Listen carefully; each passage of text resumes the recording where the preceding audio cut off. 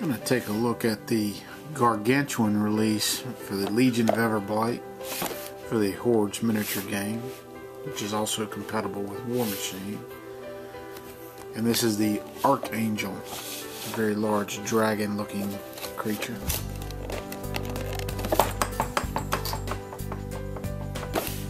we'll open it up here.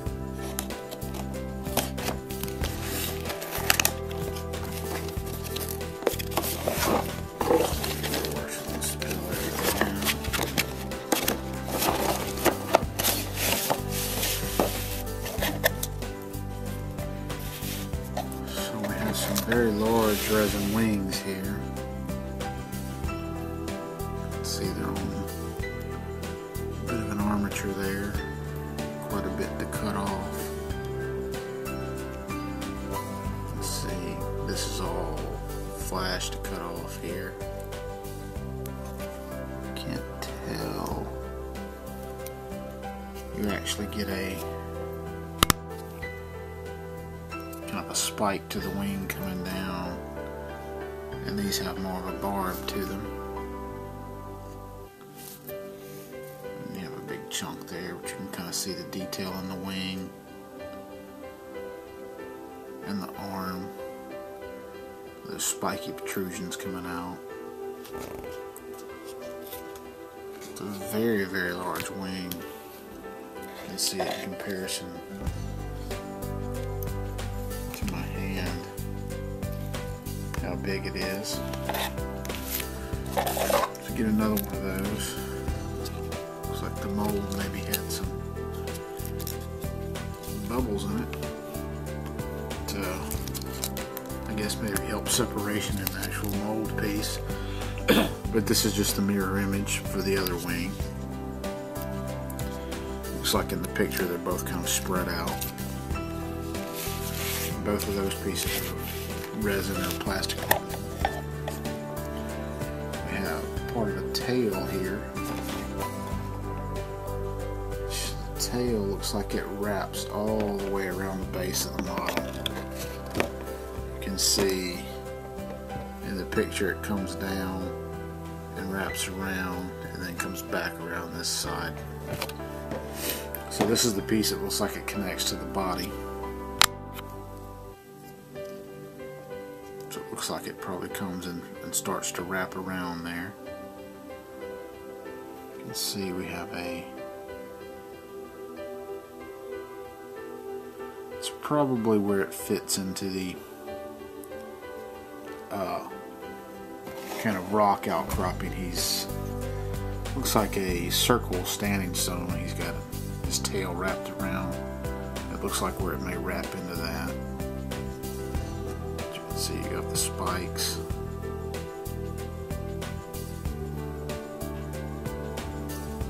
So that's one piece of the tail.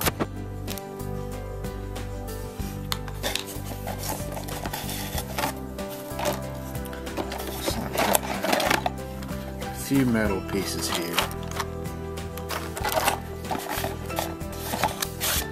You do get a little assembly card kind of showing you how the pieces go together.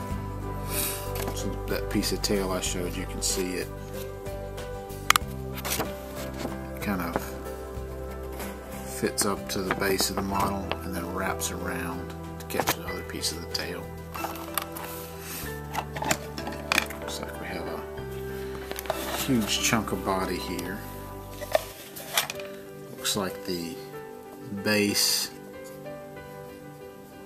that the dragon, you know, see it kind of has that circle standing stone look to it. Looks like that's going to be in resin also. An odd choice here for the tail. This piece of tail is in metal, which I guess makes it more sturdy, less prone to break. But maybe it does have it looks like it may have an attach point to the base.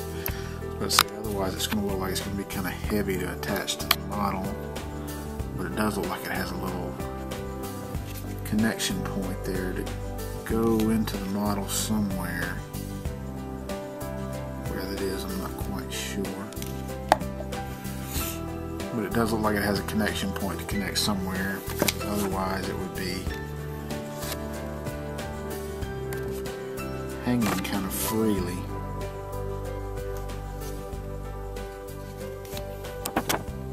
So that'd be a lot of weight if that was just on its own and it didn't have anything to lean into. You have, looks like the two upper claws here are going to be in resin. You have the Gargantuan cards here, kind of his damage card, with an explanation of the Gargantuan power attacks on the back. Then you have his stat card with his abilities on the back.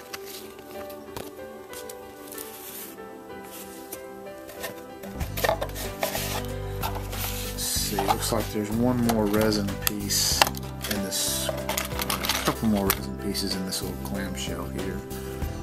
We have, looks to be the crest of his head. Kind of.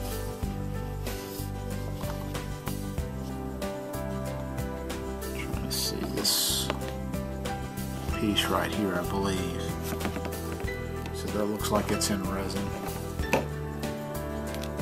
And we have his other lower claw in resin.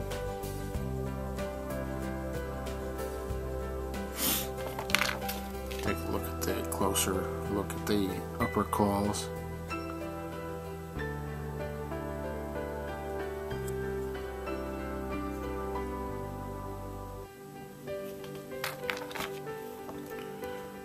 One of them's kind of curled back and the other one's kind of holding down to the ground for balance. Show the picture of them here in a minute. Kind of see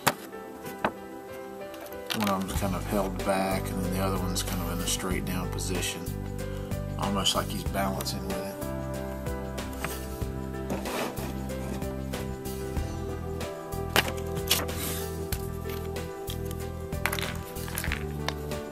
So we have the base here. Take a look at it. You see a bunch of skulls piled up, some bodies. You can see the standing stone here. You see where his one leg is kind of perched onto it, and that's where the body will connect. You see it's got another connection point that the body will sit into. Don't see a spot on here that the tail connects to. Then you have the main body itself. You can see, try to take a look and see how it fits. Okay, I was looking at it upside down, so you can see got a big piece of flash here, but that's kind of how it would sit on there. You can see the bubble goes. I can't make it go together because of the flash. You can see where his head would attach, arm, another arm would attach, the other piece of leg would attach, where the tail would go into the piece. It's like these two pieces look like they catch the wings here and here. And then you have another set of lower wings that connect here and here. And then you have these long vertical pieces where spiny growths are going to connect to them and come out. So you can pin a lot of that together. That metal tail piece, I still do not see where it connects to.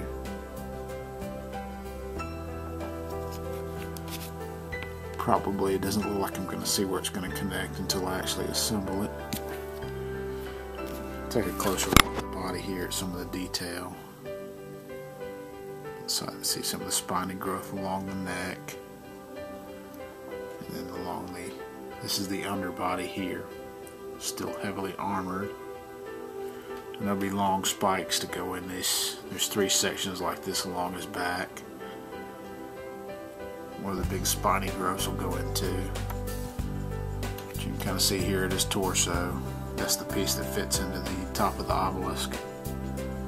And then this is the piece, when you cut off that piece of flash, that's the piece that goes into the leg on the base. You see where the other leg attaches.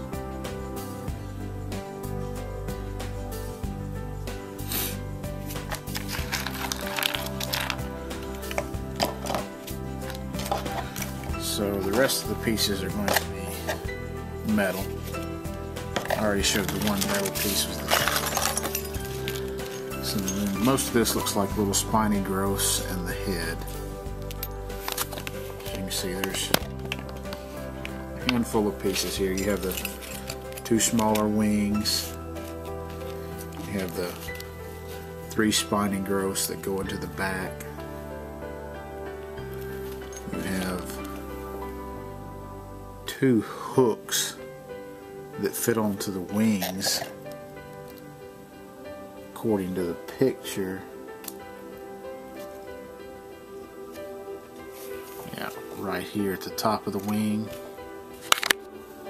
you have like a little, when you cut all the flash off, you have like a little section there that these little claw parts or talons will fit into. So a couple of those, and then you have 2 pieces to the head,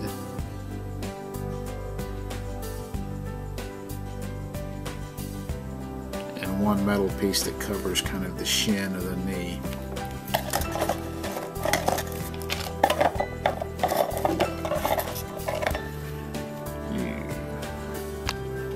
See how this piece covers the upper thigh down to the knee.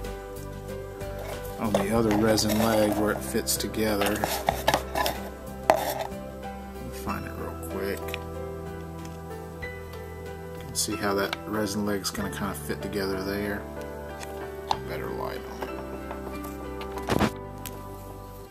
it. You're missing that piece of armor plating there, and that's what this piece is. You can see where it kind of fits over the knee. It's going to go like that over the knee. Once you get it cleaned up, it'll fit better. But that's what that piece is. It's just like a piece of bone plating. You have the 2 small wings. Kind of fit in the lower part of the torso. Pretty much the same, just a little different positioning on them. You can see that hook here is much smaller on this wing than the bigger one. These are the hooks like that go on the big wings. Probably have to be pinned in because of the light material that the wings are made of. You have the 3 spiny growths that go in the back. You can see they have a little groove to fit in.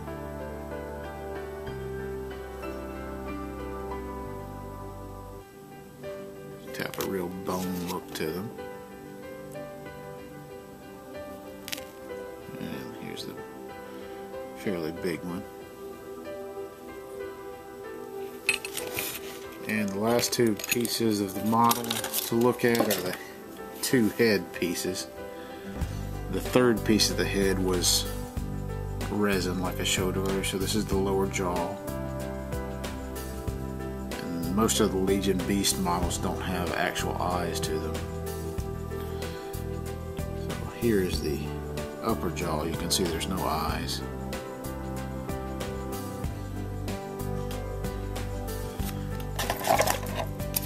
And then you have the 1 resin piece that kind of fit over the top of it. See if I can hold it together a little. This kind of goes in, and then this 1 resin piece will come in and fit over the top to give you the completed head there. So that's a look at the Gargantuan for the Legion of Everblight, for the Hordes miniature game, which is also compatible with Warmachine from Privateer Press.